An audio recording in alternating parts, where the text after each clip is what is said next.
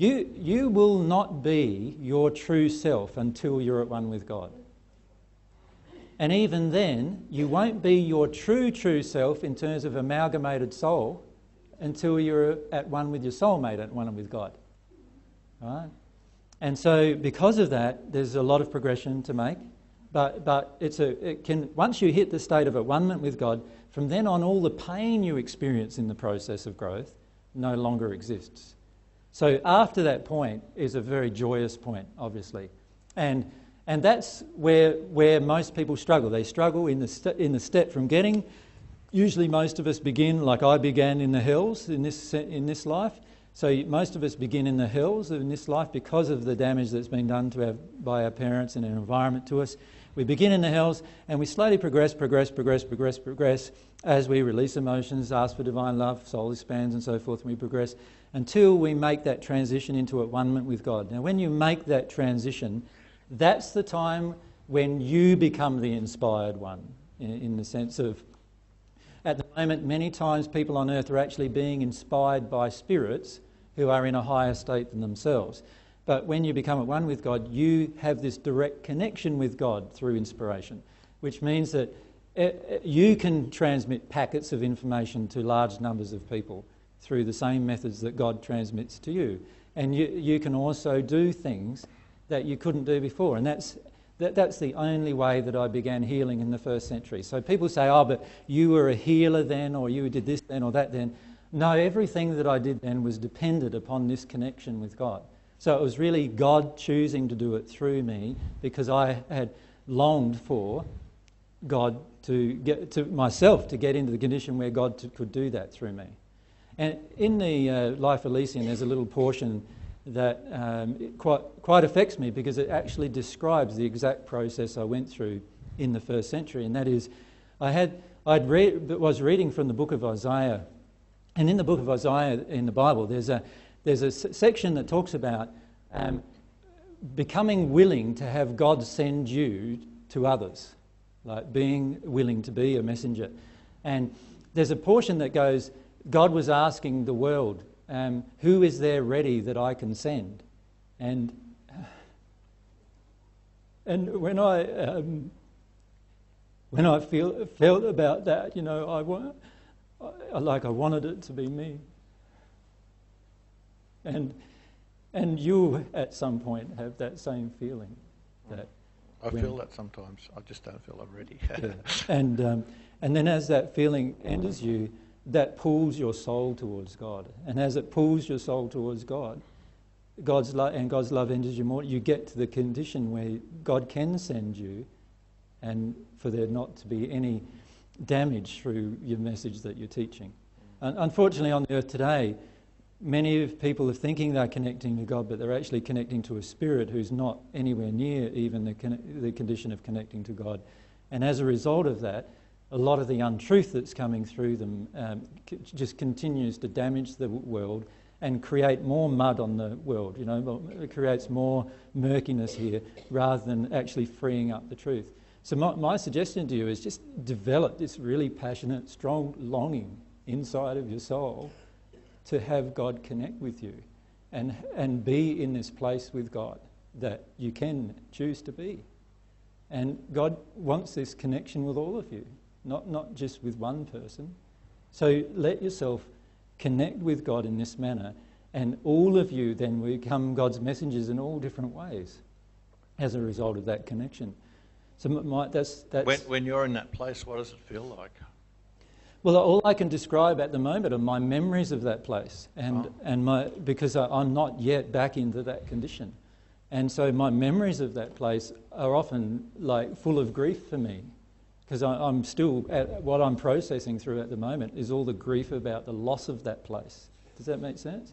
So, but my memories of that place are, if you can imagine yourself that no matter what anyone else around you is doing, thinking or saying, you know everything they're doing, thinking and saying, and every emotional reason why they're doing it in any interaction, but you don't feel any damage from it. So in an audience like this, when you're at one with God, if you were standing up the front of an audience like yourselves, at one with God, you can feel every single feeling the audience, every single member of the audience has about you. You can also feel every single feeling the audience has or thought the audience has about you. While you're talking in front of the audience, you're actually processing all of this information. All this information is coming at you, right? I've noticed that you can do that already to quite a big extent. Yes, but still not in a sense where it doesn't affect me. Because at the moment I can still... So whenever you as an audience, or some of you as an audience, project condescension at me, I feel that. And I have to allow that emotion to pass through me. And it has an emotional response in me of grief. And sometimes I've got to go away and process that. And whenever people feel towards me... there's lots of different emotions I feel in any one audience. Do you feel our love when we send that to you? Sure I do, of course. That's good. But can I just bear in mind with love that when your soul is full of grief about things, it's very, very hard for you to feel loved. Does that make sense to everyone? Because what happens is it's like love is the water off the duck's back, and all of the other emotions are the ones that hit you and hurt. Does that make sense? But as you get closer and closer to a one-ment with God, the love is the emotion that you absorb, and the other emotions are the ones that are automatically off the duck's back. You know what I mean? So in other words, you don't absorb them anymore. They pass through you still. It's not like you're rejecting them. It passes through you. You still don't have judgment about them or anything like that, but they pass through you. But the love-based emotion remains with you. And so if you can imagine that state all the time, so it's 24/7 in that state, then that's partly what it's like to be at one with God. And then have, even more importantly than that, just imagine yourself being in this state with God, where you know you are permanently connected to God. Every single moment that you're awake and asleep, you can feel God's love flowing through you. Can you imagine what that's like? It's like you know you're loved at every single moment, no matter what is happening around you. It doesn't matter what is happening around you, you're loved every single moment. Not that you imagine you're loved, you actually feel that love passing through you from God every single moment. So you can walk around without any fear at all. Remember when we had the fear processing stuff that we were talking about? I said, can you try to imagine what your life is like without fear? Just that one aspect of being at one with God is just an amazing thing to think about, to have your life without any fear at all. That means no fear of saying exactly what you know to be true, because you know, firstly, that everything you say is going to be loving. Secondly, no fear of any single person under any circumstances in any situation. They can be yelling at you, screaming at you, holding a knife at your throat, putting a gun at your head, and you still have no fear. If you can imagine being in that place, not because you've intellectually manufactured it, but because you feel it all the time. So these are all parts of being at one with God. God doesn't feel fear. God constantly has this love flowing. You're in constant state of bliss no matter what occurs. You feel the barrage of emotions coming from the world, but you're not in the world. And that's why I said the words in the first century that a lot of people have misused, that you're in the world but not of the world.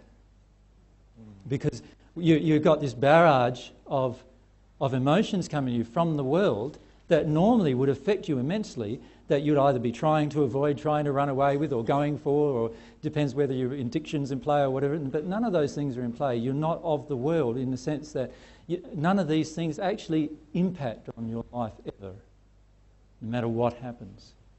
And when you're walking around in that space, every single person around you feels that and knows that from you. Right? Whether some get angry because of it, others are sad because of it, others are happy because of it, but they all know.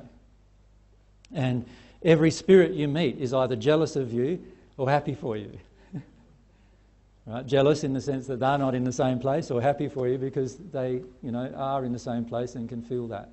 So it's just and this is a part of growing your faith. A part of growing your faith is doing exactly what every single person in history who have ever extended humanity in some way had to do.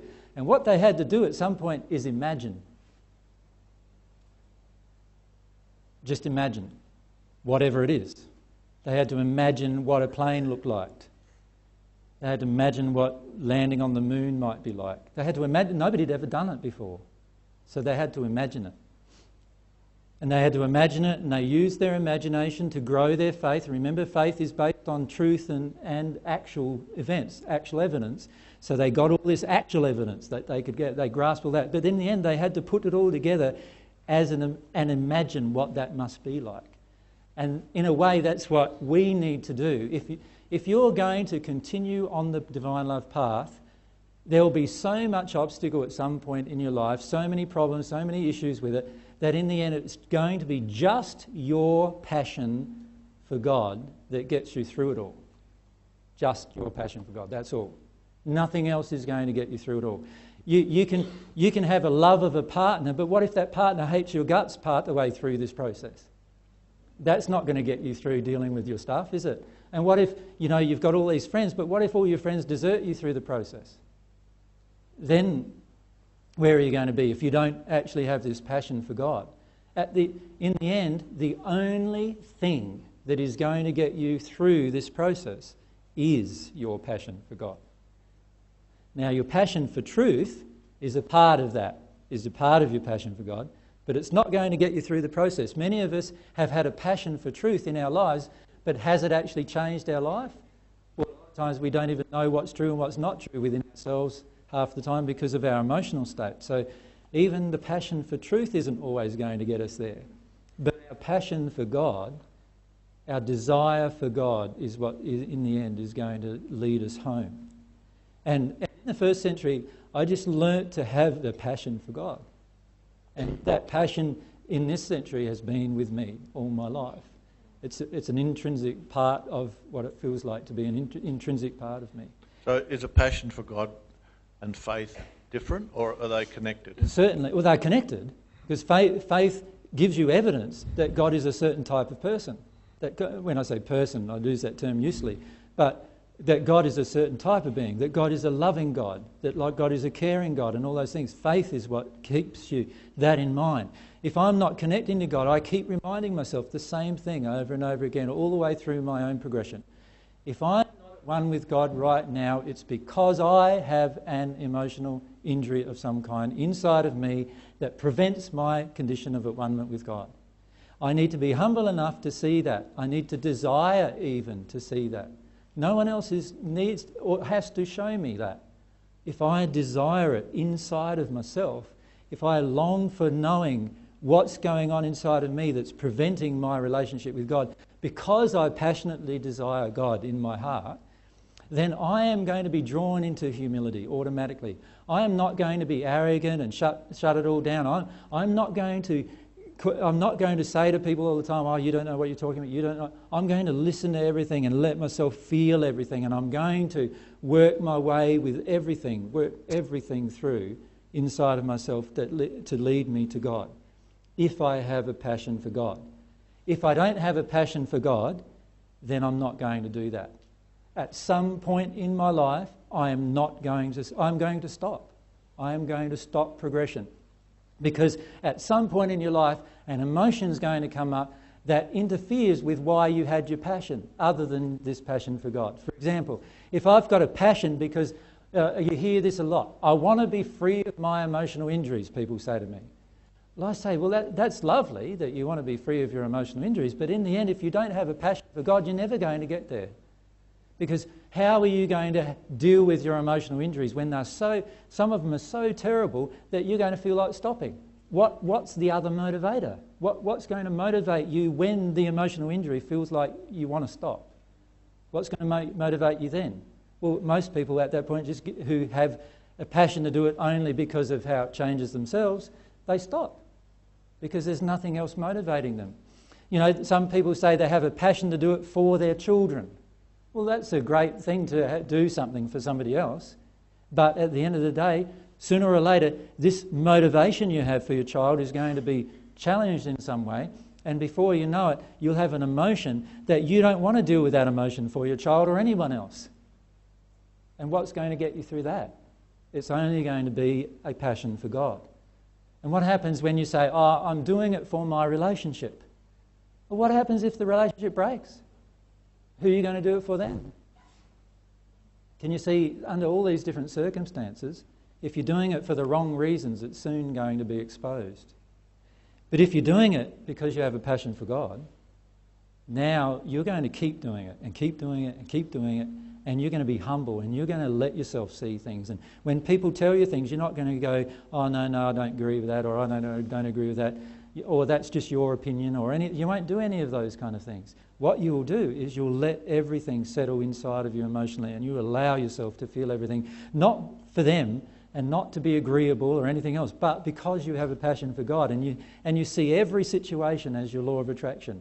You see every single thing coming up as, wow, this is an opportunity for me to learn how to get closer to God. And you look at every one of God's laws, the law of attraction, for example, and instead of hating it like many of you still do, you love it because it's your way to God. So everything that's attracted to you, you don't blame it on a past life or a this or a that or some kind of, some kind of emotional problem in the other person who's yelling and screaming at you at the time. You look at your own emotional addiction and you look at that sincerely because you have a passion for God. If you don't have a passion for God, you want to tell the other person off.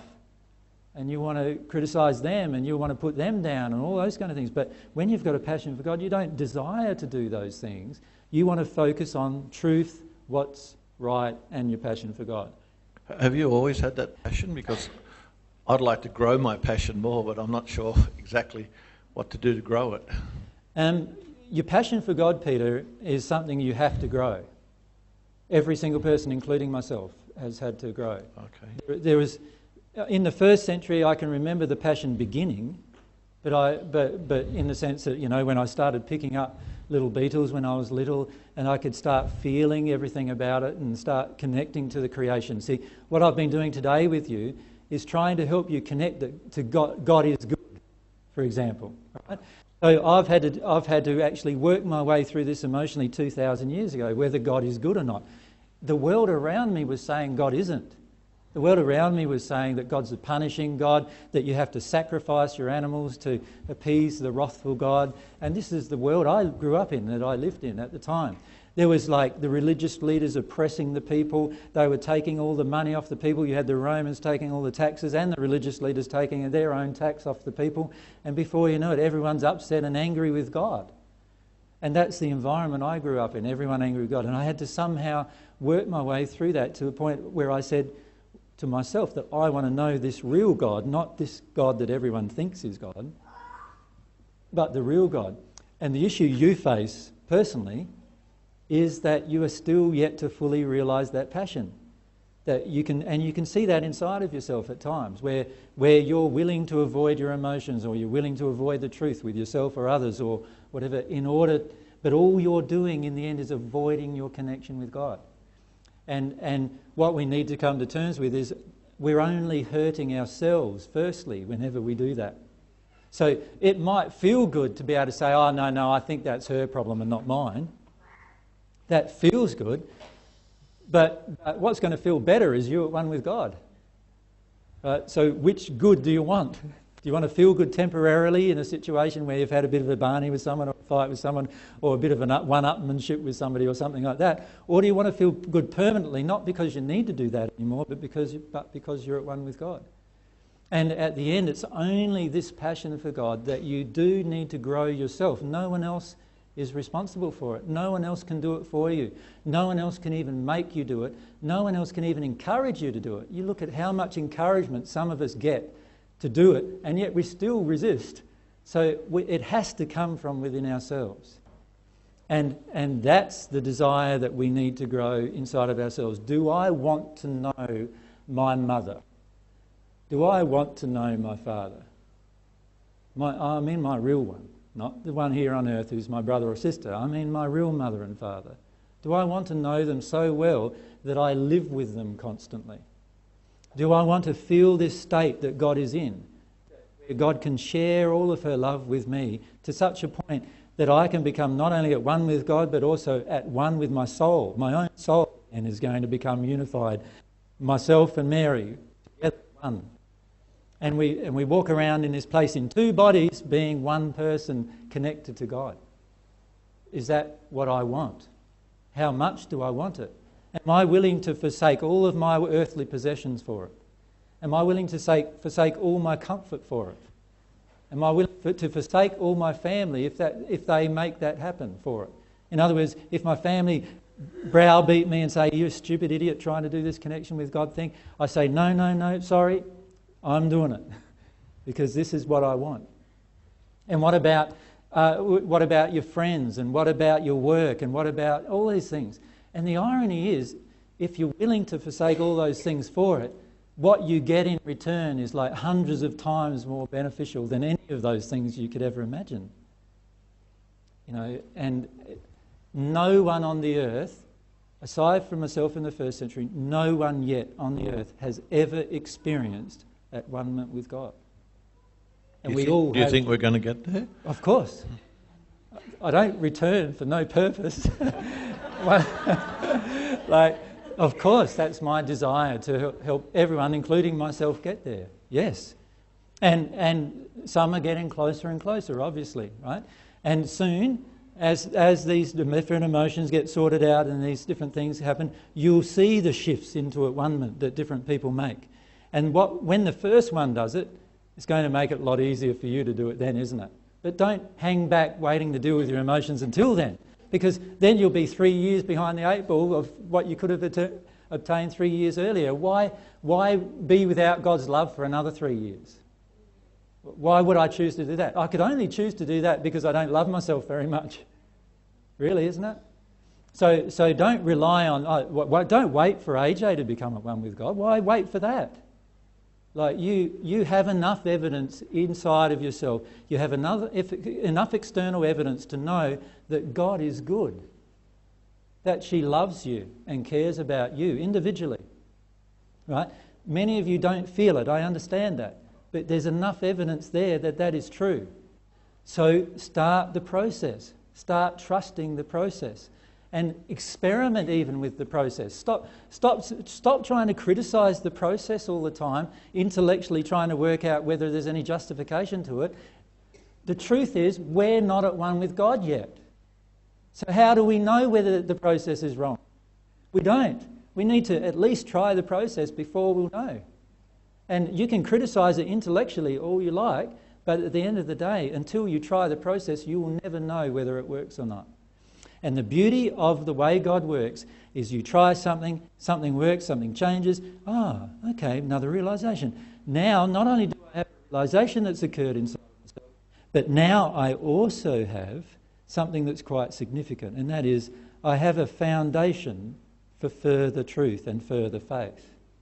You see, every single time you deal with something, one of these things that I've written about, morals, desires, emotions, and all of those different things, every time you deal with one of those that are out of harmony with love and you release it from yourself, you will notice a law of attraction change in your life. When you notice that law of attraction change in your life, that becomes proof that that process works. Now, it might have only happened once, so there's not a huge amount of proof at this point. But what you do is you remember it. You remember what you did. And then you go and do a second time and a third time. And after a while, you're doing it so rapidly that you're even doing it after, 1 or 2 or 3 times a day. And every single time there's a law of attraction change, law of attraction change, law of attraction change. And you start noticing the law of attraction change. And you can compare today with 1 month ago and say, wow, in the last month I've just grown immensely. And my law of attraction has demonstrated to me the truth of that condition that I have grown. So I allow myself to feel that, and then I use that as my basis for further faith. So when I get to a really, really hard emotion that feels really terrible and I want to run away from it and I feel really bad about it and all I want to do is sit in the corner and scream and yell and crack a tantrum rather than deal with the emotion, I remind myself, hang on a sec, I've been here before. And I've always gotten through it. And I've always gotten out the other end. And out the other end was always closer to God, closer to myself, closer to my soulmate, closer to my family, and so forth. And so when I say closer to my family, obviously what I mean is I feel closer to them. It doesn't mean they will feel closer to me. I feel closer to them. I feel like I love them. And this is the beauty of you focusing on the process. So you don't even have to trust the process to actually try it out. All you need to do is sincerely do it for a period of time and use that as a test to see whether it works or not. And then talk with other people who are here who have done the same thing and see whether it's worked for them. Notice the people who are changing and go and speak with them. What happened? What changes? Get them to remind you of a few things. Does that make sense? Let yourself build on the truth you already know.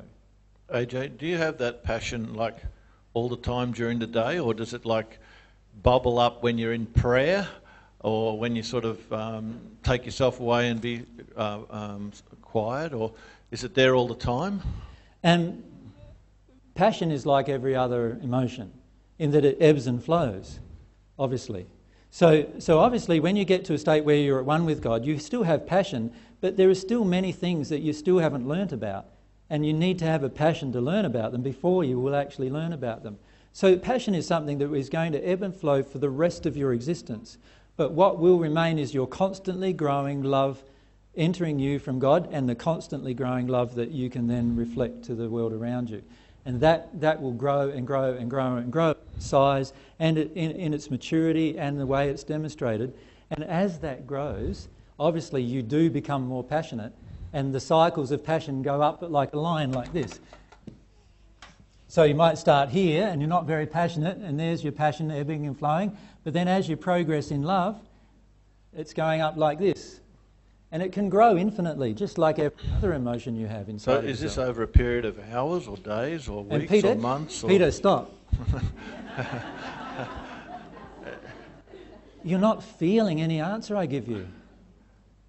No, I was just trying to understand whether you have that passion there all the time. No. What you're trying to do is hear again. Right? You're trying to understand here, and it's question after question, but with the questions you ask, you're not feeling the answer. And so you prompted to the next question without actually feeling the answer of the previous one. Already I've said 10 things to you, 10 questions you've asked, 10 things. Can you remember my answers to any of them? I'm going to go and write down as much I as know you had to write down some, and you can listen to a recording, but at the moment you can't even remember the answers that I gave to any of those questions you've asked. And that will demonstrate to you that it never hit your soul. I think I can remember some. You have a think about it. So what I'm saying to you is let yourself settle with these questions. These questions are coming from a heart that's still feeling like, I'm not there, I'm not there, I'm not there. Okay, admit you're not there. Admit that to yourself. Rather than trying to get away from that, admit that to yourself and start praying to God about that. That's the emotion that's present. You're wanting to know intellectual thing after intellectual thing after intellectual thing after intellectual thing, but avoiding the emotion that drives every one of those questions. Does that make sense? Thank you, AJ. And it sounds like the battery has worn itself out, or I've worn out another pair of batteries. Before I ask any more, I just want to emphasise to everyone that your relationship with God on this path will need to be your most precious possession. In the first century, I said it needs to be higher value than anything you can own. I called it pearl of high value that you've got hidden in your field. And who of you, if you had a $10 million pearl hidden, who of you wouldn't want to find the place where it's hidden and dig it up? So wouldn't you spend as much as your time as you possibly could spending it on that relationship? So you don't need to trust me. You don't need to believe me even. But if you want to be close to God, you do need to believe God at some point. And you do need to connect to God. So just experiment with what I'm saying and see whether it does not enhance your relationship with God or not. Stop holding on to false beliefs or beliefs that you have that keep you locked up into the same place that you've always been. Does that make sense? Just because of pride or arrogance, or just because it's comfortable, or just because it's easy, or just because of any other reason. Focus on your relationship with God and say, all right, I'm going to place this relationship first, and whatever it takes from me, I am going to give it to develop it myself, and have that passion inside of yourself to do that.